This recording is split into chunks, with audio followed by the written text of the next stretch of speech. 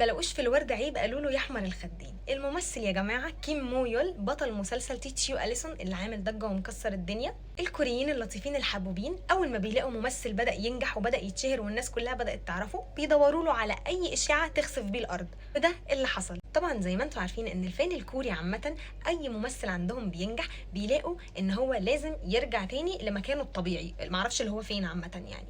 فبيبداوا يدوروا له على اي اشاعات قديمه ويطلعوها بقى جديده ويقعدوا يتكلموا عنها وتطلع ترند، فالممثل يكتئب ومش عارف ايه فيخسفوا بيه الارض خالص. هل ده حصل مع كيم مويول؟ اه يا جماعه حصل مع كيم مويول، بس حصل معاه من فتره طويله قوي. كان في اشاعه كده بسيطه فانيه اصلا، لان هو اصلا شخصيته عبيطه جدا، سنه مش لايق خالص على شخصيته، وعنده 44 سنه ويا جماعه متجوز من 2015 وبيحب حبيبته جدا ومخلفين، ويعني ملكوش فرصه بقى. المهم ان الحدث ده مش اشاعه اصلا، هو من فتره طويله قوي زمان كان مشتاق لمراته او حبيبته، فقعد يبعت لها غزل بقى ويشتاق لها والكلام اللي احنا ملناش دعوه بيه ده خالص. فبدل ما يبعته لها برايفت نزله على تويتر، والناس اخدت الكلام وبدات بقى تتكلم وتتداوله، والحق ده بيعمل ايه والحق ده بيقول ايه، وهو اصلا متجوز. الراجل اصلا مش ممثل صاعد عشان يخسفوا بيه الارض، هو اصلا ليه تاريخه ومثل في مسلسلات كتير قبل كده هو ومراته، يعني اصلا الاتنين ناجحين وما عندهمش اشاعات الحمد لله. اصلا مراته كانت بطله في مسلسل بلايفول كيس، وقبل مرحه كانت صديقه اوهاني. يا جماعه ما اعرفش شغله الكوريين ايه، يعني انا اصلا ما اعرفش الكوريين دول عايزين ايه من الدنيا بجد.